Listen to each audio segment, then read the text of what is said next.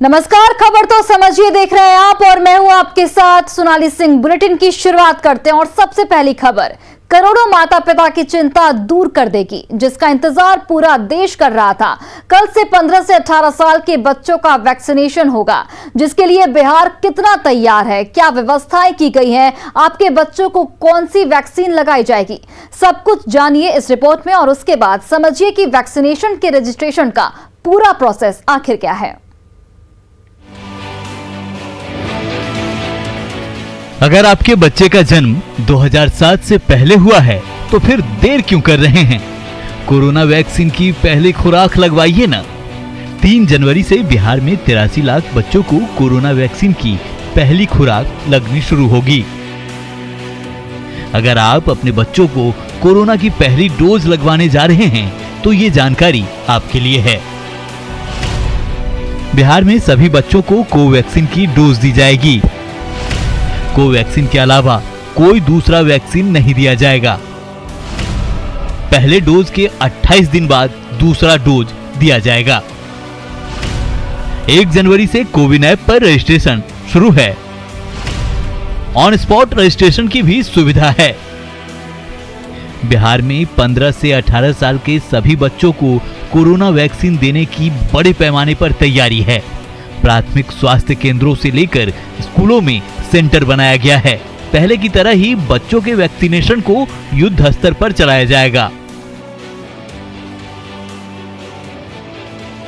Omicron के दस्तक के बीच 15 से 18 साल के बच्चों को वैक्सीन का रक्षा कवच बेहद जरूरी है, क्योंकि भारत में 15 से 18 साल के 7 करोड़ 40 लाख 57 हजार बच्चे हैं। सबसे ज्यादा उत्तर प्रदेश में 1 करोड़ 40 लाख 14 हजार बच्चे हैं। संख्या के हिसाब से बिहार दूसरा स्टेट है। बिहार में 83 लाख 46 हजार बच्चे हैं। 15 से 18 साल के एज ग्रुप वाले बच्चों को वैक्सीन के लिए करीब 2 साल का इंतजार करना पड़ा। अब महाअभियान शुरू होने जा रहा है, जिसमें आप अपने बच्चों के साथ बढ़ चढ़कर हिस्सा लीजिए। राज्य में बता दें आपको कि 15 से 18 साल तक के जो आयु वर्ग के किशोर और किशोरी हैं, उनकी संख्या 83 लाख 6 हजार है, जबकि पटना में 4 लाख 63 हजार की संख्या बताई जा रही है। सिर्फ जो कोरोना टीकाकरण केंद्र है वहीं पर नहीं, बल्कि राज्य भर के जो मध्य और उच्च विद्यालय हैं वो भी केंद्र बनाए गए हैं। कैमरामैन दीपक के साथ रजनीश कुमार, न्यूज 18 पटना। तो अगर आपके घर में भी 15 से 18 साल के बच्चे और बच्चियां हैं तो बिना देर किए आपको भी जल्द से जल्द उन्हें वैक्सीनेट करना होगा, क्योंकि वैक्सीन ही कोरोना से जंग में सबसे बड़ा हथियार है। अब समझना जरूरी है कि रजिस्ट्रेशन के लिए आपको क्या कुछ करना होगा, तो पूरी प्रक्रिया हम आपको समझाते हैं। देखिए, सबसे पहले government.in वेबसाइट पर जाएं।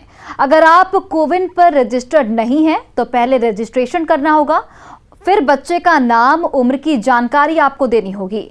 रजिस्ट्रेशन पूरा होने के बाद आपके मोबाइल पर कंफर्मेशन का मैसेज आएगा। फिर आप अपने इलाके का पिन कोड डालेंगे, आपके सामने वैक्सीनेशन सेंटर की लिस्ट आ जाएगी। इसके बाद तारीख और समय के साथ अपना वैक्सीनेशन स्लॉट आप बुक कर सकते हैं।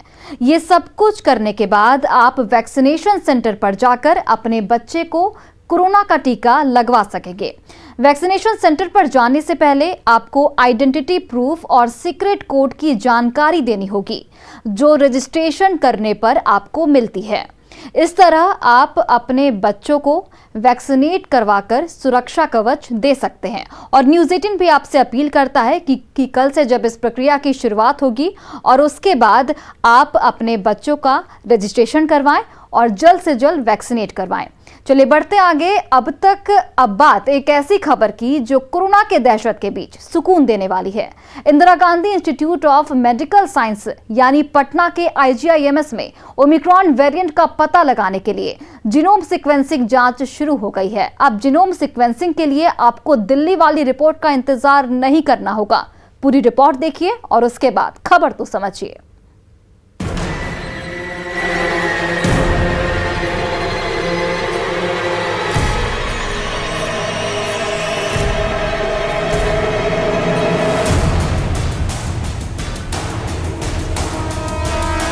सबको भेजा जा रहा है, यहाँ पर डायरेक्ट रिपोर्ट अभी नहीं आती, इसके लिए दिल्ली भेजा जाता है और वहाँ से जांच होता है, उसके बाद रिपोर्ट आती है। तो अभी एक आया है, तो वैसे तो शुरुआत हो ही गई है, इसलिए हमेशा सजग रहना है।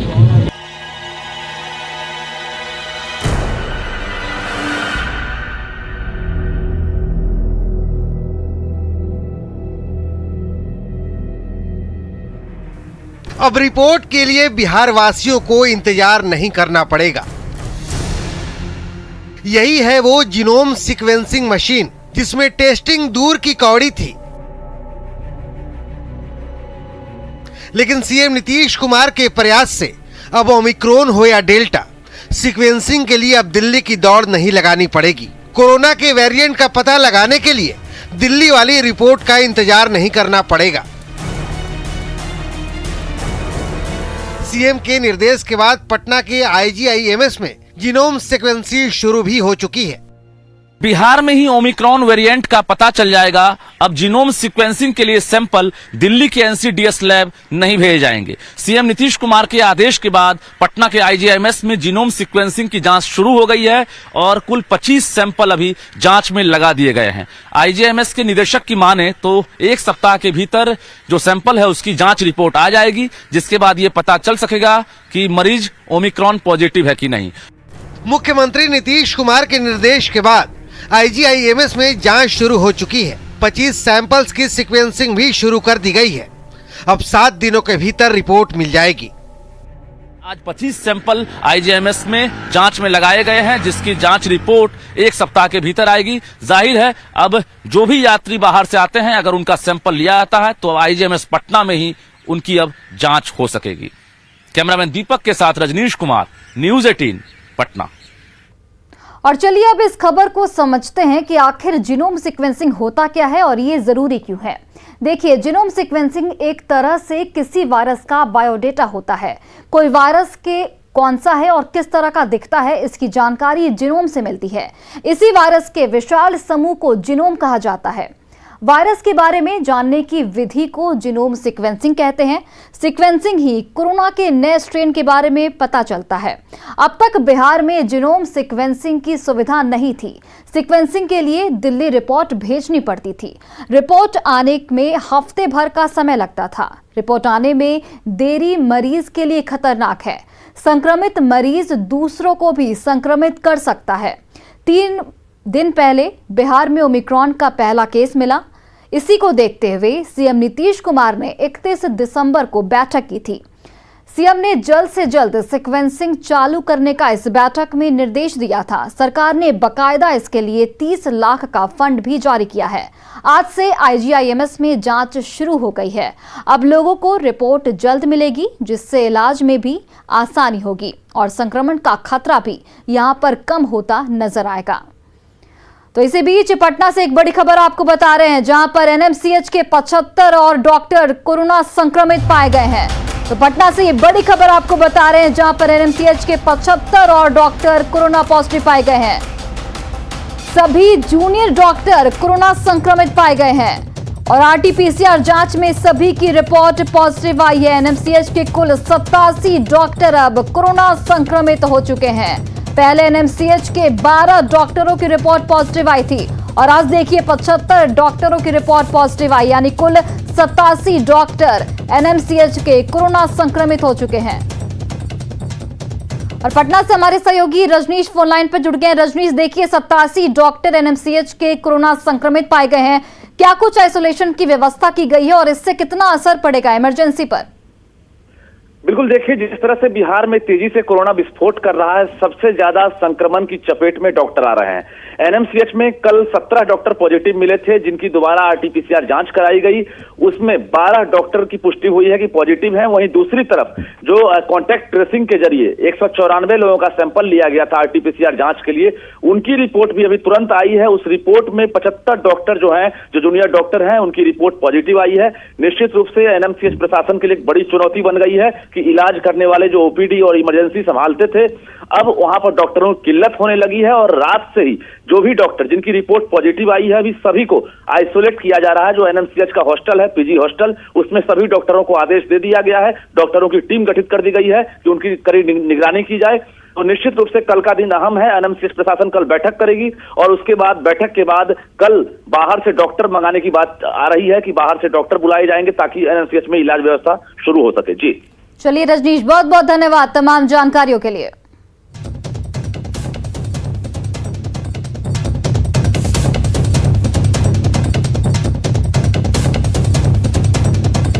और देखिए एनएमसीएच के 87 डॉक्टर कोरोना संक्रमित पाए गए हैं। सभी जूनियर डॉक्टर ये हैं जो कोरोना संक्रमित पाए गए हैं।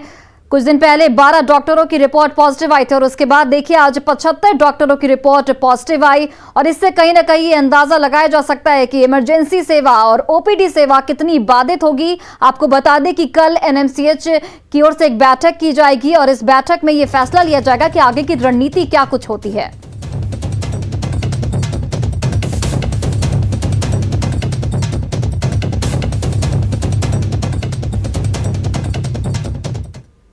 अब देखिए आगे बात करेंगे सीएम के समाज सुधार अभियान में क्या कुछ हुआ है बदलाव, लेकिन उससे पहले कोरोना का अपडेट जानना बेहद जरूरी हो जाता है। देखिए आज बिहार में 352 नए केस सामने आए हैं। सिर्फ पटना की अगर बात करें तो 142 नए केस सामने आए हैं। वहीं पटना के नए इलाकों में अब मरीज मिलने लगे हैं। राजधानी पटना हॉटस्पॉट बनता दिख रहा है। पटना के बाद गया में सबसे ज्यादा केस सामने आ रहे हैं।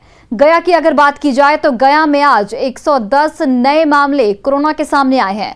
8 ऐसे जिले हैं जहां अभी तक एक भी केस नहीं मिला है, जो कि एक राहत भरी बात है।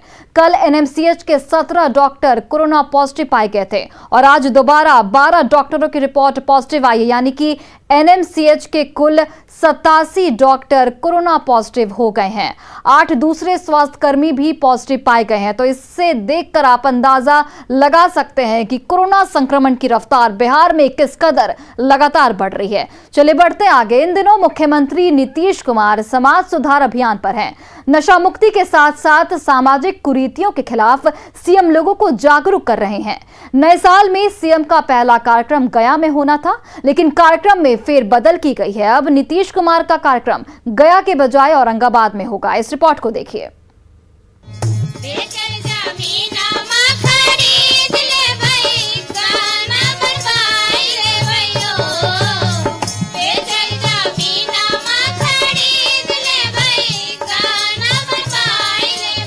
नए साल में 4 जनवरी को भी नजारा बिल्कुल ऐसा ही रहेगा। माहौल बिल्कुल मोतिहारी, गोपालगंज, मुजफ्फरपुर, सासाराम और समस्तीपुर जैसा ही रहेगा। लेकिन इस बार सीएम का समाज सुधार अभियान प्रस्तावित गया की बजाय औरंगाबाद में होगा। मतलब तारीख वही रहेगी, बस जगह बदल जाएगी। औरंगाबाद में सीएम का समाज सुधार अभियान कार्यक्रम 4 जनवरी को होना है। सीएम नीतीश कुमार का 4 जनवरी को गया के गांधी मैदान में कार्यक्रम होना था, लेकिन अब यह कार्यक्रम औरंगाबाद में किया जाएगा, यानी जगह में परिवर्तन किया गया है और हालांकि तारीख जो है वही रहेगी। ये तस्वीरें औरंगाबाद की हैं, जहां सीएम नीतीश के जन सुधार अभियान कार्यक्रम की तैयारी चल रही है। हर बार की तरह मुख्यमंत्री औरंगाबाद में भी जीविका दीदियों से सीधा संवाद करेंगे और नशा, दहेज प्रथा और बाल विवाह के खिलाफ लोगों को जागरूक करेंगे। 4 तारीख को माननीय मुख्यमंत्री महोदय जीविका दीदियों के साथ संवाद करना चाहते हैं, जिसके अंदर शुरुआत चूंकि उन्होंने वहीं से करी थी, उसी के संबंध में एक कार्यक्रम रखा गया है। मद्य निषेध हमारा मुख्य मुद्दा है, इस पर वो सभी जीविका दीदियों से बात करेंगे और संवाद करेंगे। जीविका दीदियों से सीधा संवाद करने के बाद सीएम औरंगाबाद में प्रमंडलीय बैठक भी करेंगे, जिसमें 6 जिलों के अधिकारी इसमें शामिल होंगे। पटना से संजय कुमार और औरंगाबाद से संजय सिन्हा की रिपोर्ट। और चलिए अब इस पूरी खबर के मायने को समझने की कोशिश करते हैं। 15 जनवरी तक सीएम नीतीश कुमार का अभियान चलेगा। 4 जनवरी को गया में सीएम का कार्यक्रम होना था। कोरोना संक्रमण को देखते हुए माना जा रहा है कि सीएम के कार्यक्रम में बदलाव किया गया है। पिछले कई दिनों से गया में पटना के बाद सबसे ज्यादा केस सामने आ रहे हैं। 1 जनवरी की अगर बात करें तो पटना में सबसे ज्यादा 136 कोरोना के केस सामने आए थे, जबकि गया में 70 नए संक्रमित मरीज मिले थे। आज की अगर बात करें तो गया में 110 नए केस सामने आए हैं। मतलब कल के हिसाब से देखें तो 50% से ज्यादा कोरोना केस बढ़े हैं। जबकि औरंगाबाद की अगर बात करें तो औरंगाबाद में आज सिर्फ 4 नए केस सामने आए हैं। ऐसे में कार्यक्रम अगर संक्रमण के लिहाज से बदला गया है तो ये जरूरी भी है। चलिए बढ़ते हैं आगे और अब बात करते हैं भक्ति की। जहां भक्ति और आस्था का भाव होता है वहां किसी चीज का कोई मोल नहीं रह जाता। कीमत भले ही करोड़ों की हो, लेकिन समर्पण के भाव में सब कुछ साधारण सा लगने लगता है। हम बात कर रहे हैं प्रकाश पर्व की, जहां एक 5 फीट की बेशकीमती हार, जिसमें 1300 हीरे और जेवरात जड़े हुए हैं, सोने की कृपाण, सोना जड़ित रजाई, रुमाल, ये सब कुछ पंजाब से पटना पहुंचकर अर्पित किया है डॉक्टर गुरविंदर सिंह सरनानी। 15 दिन पहले भी गुरविंदर सिंह ने करोड़ों की लागत से बने सोना जड़ित पलंग गुरु गोविंद सिंह जी महाराज को भेंट किया था। भेंट चढ़ाने वाले डॉक्टर गुरविंदर मानते हैं कि उनके पास जो कुछ है सब गुरु महाराज की देन है।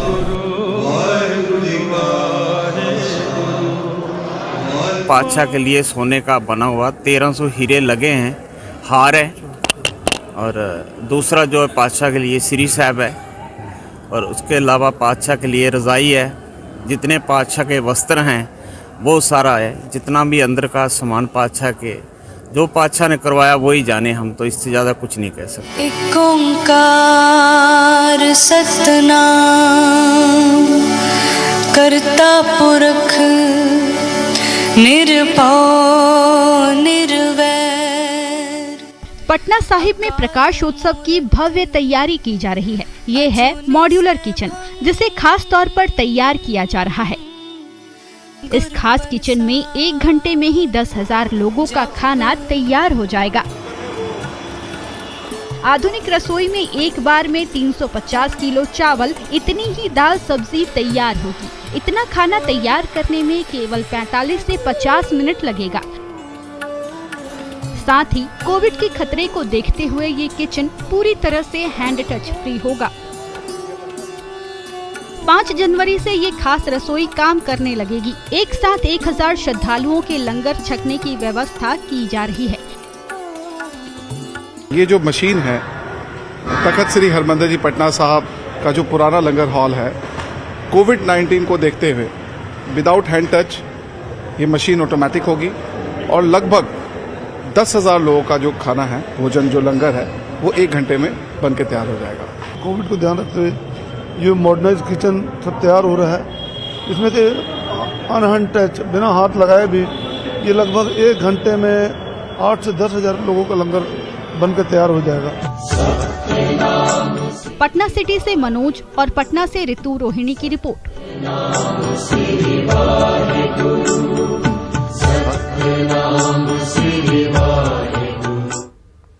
ठंड का मौसम है, सुबह शाम घना कोहरा है, जिसकी वजह से कई बार आपकी फ्लाइट भी कैंसिल हुई होगी।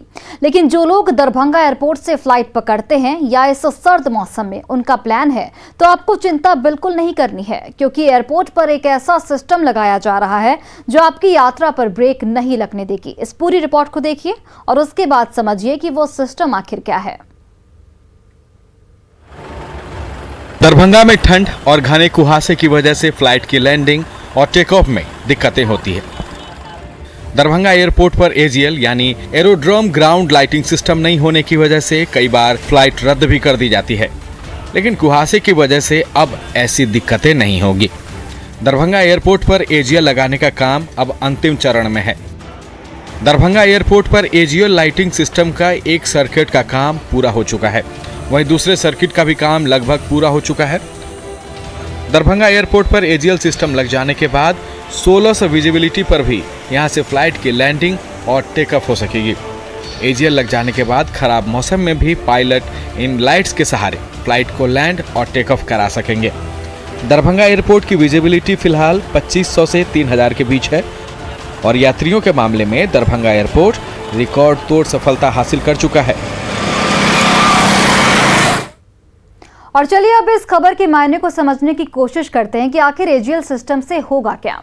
देखिए, एजीएल यानी एरोड्रम ग्राउंड लाइटनिंग सिस्टम, इस नई व्यवस्था से विमानों पर कुहासे का असर नहीं होगा। एजीएल से विजिबिलिटी की दिक्कतें दूर होंगी, मतलब आपकी यात्रा अब सुगम और आसान होगी और हादसे का खतरा भी इस सिस्टम से दूर हो जाएगा। यानी दरभंगा एयरपोर्ट से जो भी यात्री फ्लाइट पकड़ेंगे उन्हें ये सुविधा मिलेगी और उनके लिए हवाई यात्रा आसान हो जाएगी। तो चलिए, इस बुलेटिन में इतना ही। आप देखते रहिए न्यूज़ 18 बिहार झारखंड।